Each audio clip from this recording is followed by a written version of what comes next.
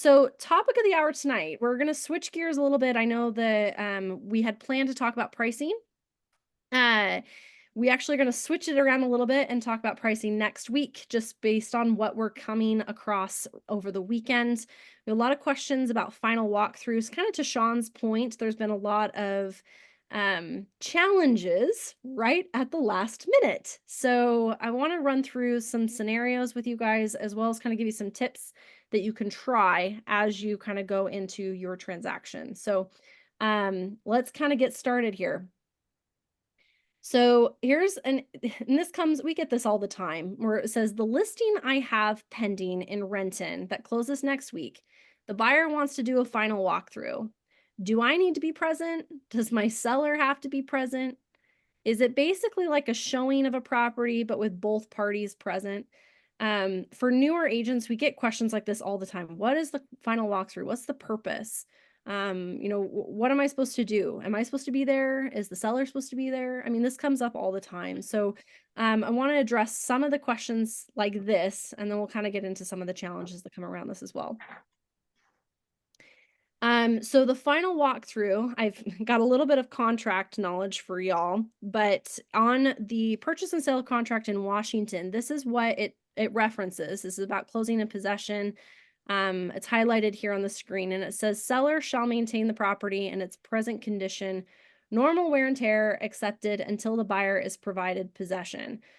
Seller shall either repair or replace any system or appliances. Buyer reserves the right. So this is where it talks about that final walkthrough on line 80, where it says buyer reserves the right to walk through the property within 5 days of closing to verify the seller has maintained the property as required by this paragraph. So in essence, regardless of whether or not that buyer has had an inspection, they are entitled to do a final walkthrough to the property within 5 days of closing. Now what that looks like, we can kind of look at. Idaho is a little bit similar, so I've got that here on the screen as well. Over there, they call it the second walkthrough. And this one has 3 business days prior to close of escrow for the purpose of satisfying is substantially the same condition as on the date of the offer is made. So in essence, the spirit of the agreements that we are drafting and using is making sure that the home that the buyer is purchasing is in the same condition as when they toured it.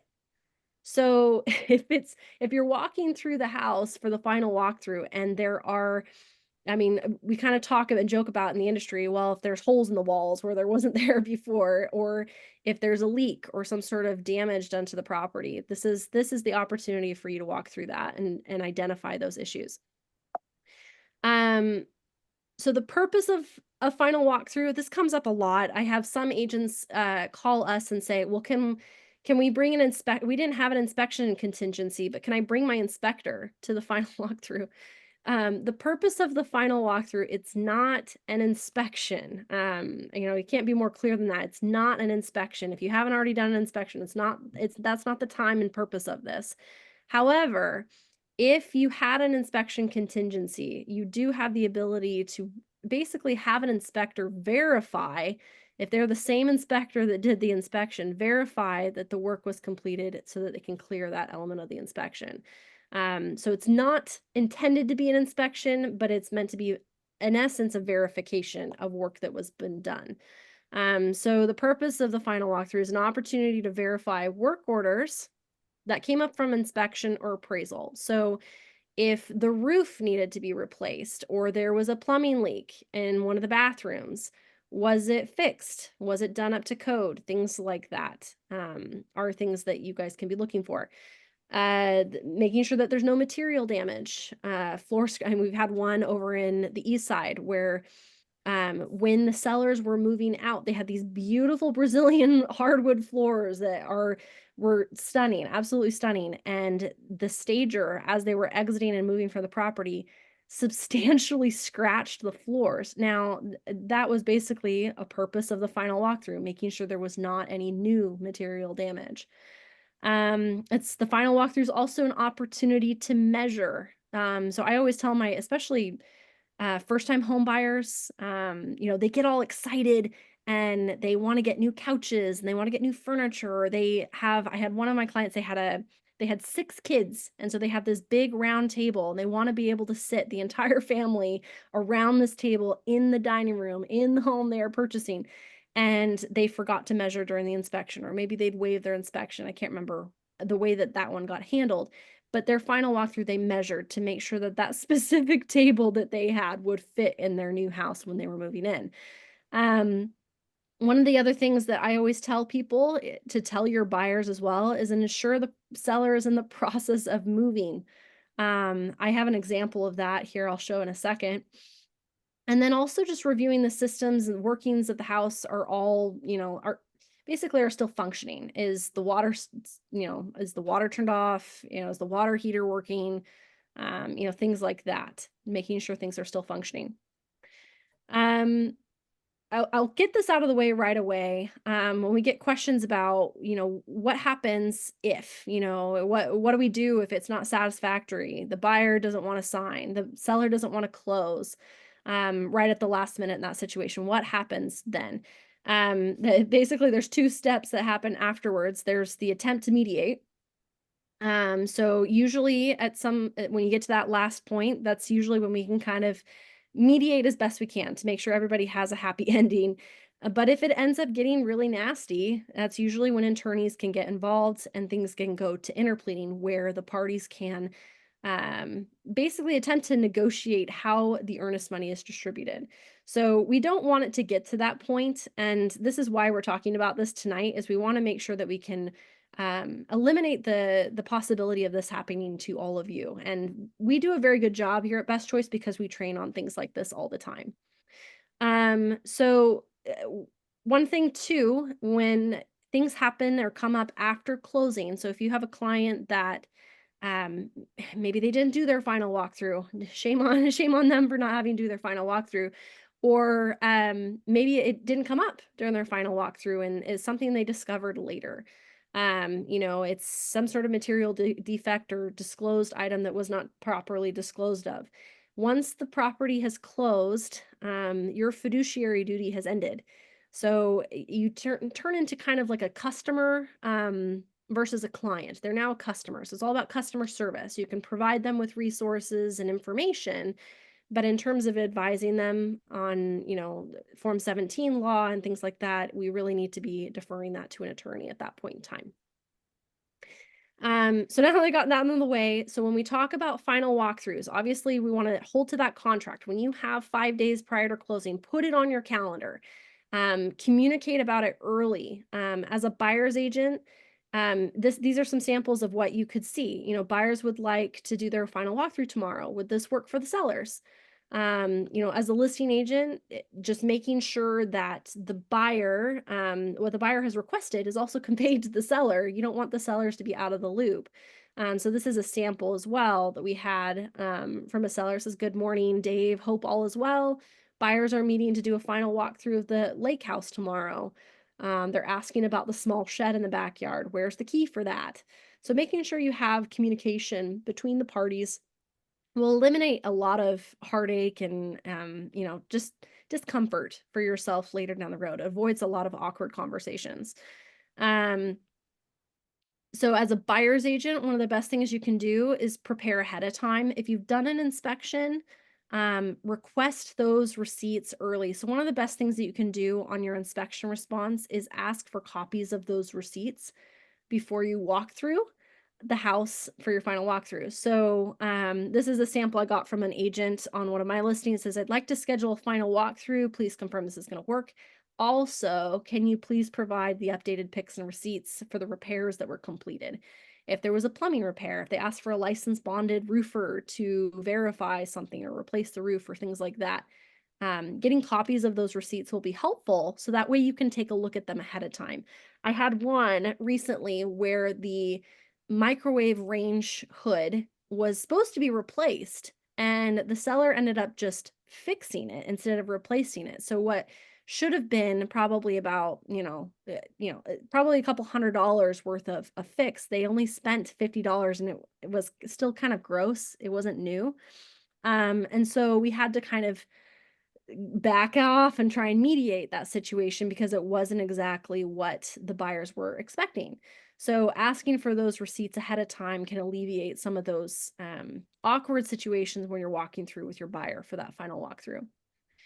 Um, work together with that other agent as much as you can. You know, ask about, certain items. Don't come at it with the approach of, this is still here, you're getting rid of it, right? Instead of having that type of approach, come from the approach of, help me understand. Can you enlighten on anything you know about this? I see a lid, in the yard. Is that for the septic, or is that for ask questions rather than taking a more accusative kind of approach. Work together because that listing agent is trying to help you as well, to make sure everybody has a good, happy ending.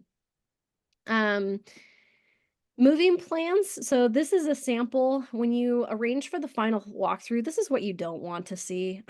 So this is a final walkthrough that we did the day before closing.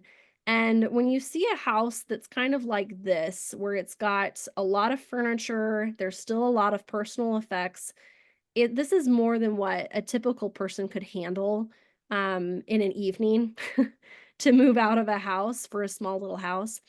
So when you come across something like this is where it's important with your buyers to have expressed to them the importance of flexibility ahead of time.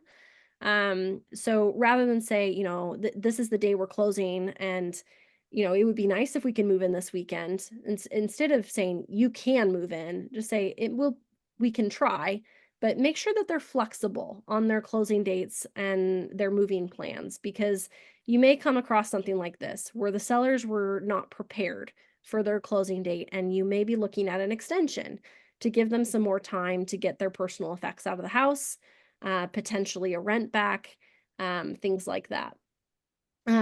Having movers might be helpful in this situation too, as as a listing agent. I always advise our agents to check in on the property before closing, at least before the final walkthrough, to make sure that you at least can see, okay, the seller is boxing their stuff up, they're in the process of making plans, of getting things out, and they're on pace. Because if they're not looking like they're on pace for getting out of the house on time, we want to get ahead of that as much as possible. Cleaning. So this is one of the things that I can tell you is the gift that gives. This comes up from time to time. We have a term on the contracts that talks about cleaning, where, my clients, this is an example of one that we had where my clients want me to confirm the sellers are cleaning before they give us keys. And the listing agent said, "Yep, they did tell me they cleaned it. You're all good to go and snag the keys." So what ended up happening in this situation is this is what we ended up seeing. So you guys can get a chuckle out of this. One person's definition of cleaning is different than another person's definition of cleaning. And one of the best things that you could possibly do to alleviate a lot of headache, especially for buyers, is have some sort of arrangement regarding cleaning. If you're a listing agent, it might be good to kind of consider that as a potential gift. So last thing that sellers want to do is clean their house before closing. But as a buyer's agent too, maybe it's something that you arrange for or confirm is done ahead of time, because having someone want to move in and then they're just, a new buyer is expecting a clean house when they move in. And when they encounter appliances that are dirty and, floors are not clean and bathrooms that haven't been cleaned, it's a little bit disappointing, when they've purchased a house like that. So it's the best gift you can ever give to a client. If you're looking for a closing gift that you can give to your clients, cleaning is certainly the best place you can go. One of the things I could tell you is find a cleaner, interview some cleaners, find someone that you can give and dedicate all of your business to, and see if you can get a deal from them and say, I will give you all of my business. Can you take that on? Something like that. And swing it. This is one of the benefits of being a real estate agent is our connections. And cleaners are very much needed in our industry for sure. So those are kind of the quick tips I guess I have for you. I know we went through pretty quickly tonight. I know final walkthroughs are challenging.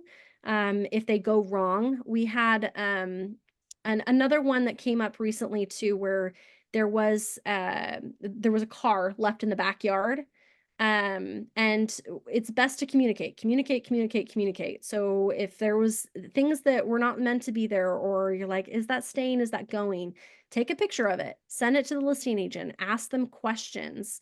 You know, what's the plan on the car? What's the plan? That's kind of one of the best verbiage you can say is, what's the plan for this? And send them a picture before closing and see what they have to say about that, so they can take that and send it to their seller. Um, let's see. The other thing that comes up from time to time, so with final walkthroughs, um, try not to do them the day of closing if possible. I mean, it is nice to do them on the same day, but sometimes the wheels are in motion in some respects. So the closest you can get to the closing date is possible, but obviously not an hour before we're recording. So be mindful of the timing on that. Rent backs can also be concerning too. One of the things I can tell you with rent backs is you're going to want to leverage that cleaner for sure. That people usually, the reason that they need a rent back is they're needing more time to move.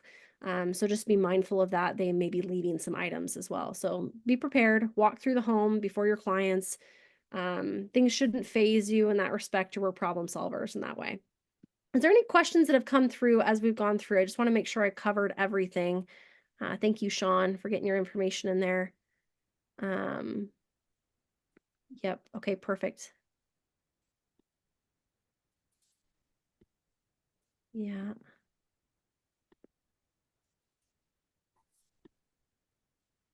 Yep. Final walkthroughs.